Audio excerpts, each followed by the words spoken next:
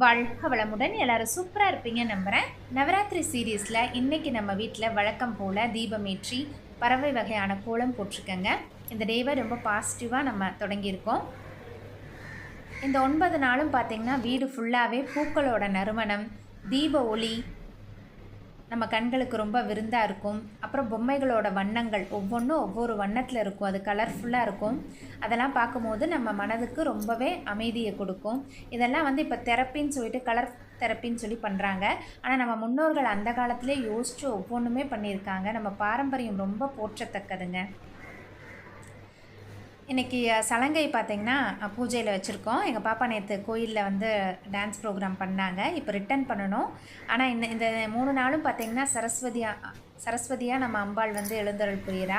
நம்ம வணங்குகிறோம் 3 நாளும் சரஸ்வதியாக. இப்போ சலங்கை வந்திருக்கிறது எனக்கு ரொம்பவே சந்தோஷமாக இருந்துச்சு. இன்றைக்கி பார்த்திங்கன்னா அம்பாள் ஸ்ரீ சாம்பவியாக நம்மளுக்கு அருள் புரிகிறாங்க. இன்றைக்கி விசேஷமான கோலம் பார்த்தோம்னா சங்கு வகையான கோலம் காவியிட்டிருக்கேன். மலர்களால் அலங்காரம் பண்ணியிருக்கேன்.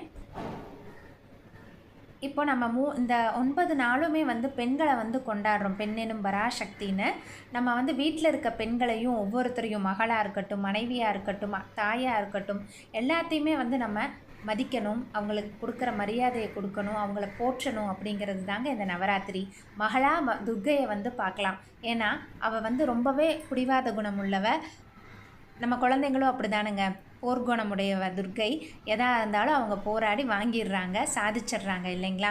அந்த சின்ன இளம் வயதில் அந்த பிடிவாத குணம் அப்படிங்கிறது இருக்கும். அடுத்தது பார்த்திங்கன்னா மனைவியை மகாலட்சுமிக்கு நம்ம ஒப்பிடலாம். ஏன்னா அவள் வந்ததுக்கப்புறம் தான் மகாலட்சுமி கடாட்சமாக வீடே இருக்குதுன்னு சொல்லுவாங்க. ஒரு நல்ல மனைவி, ஒரு பெண் வந்துட்டா வீட்டுக்குள்ளே அப்படின்னாவே அவள் எல்லா செல்வங்களையும் கொண்டு வரா இல்லைங்களா.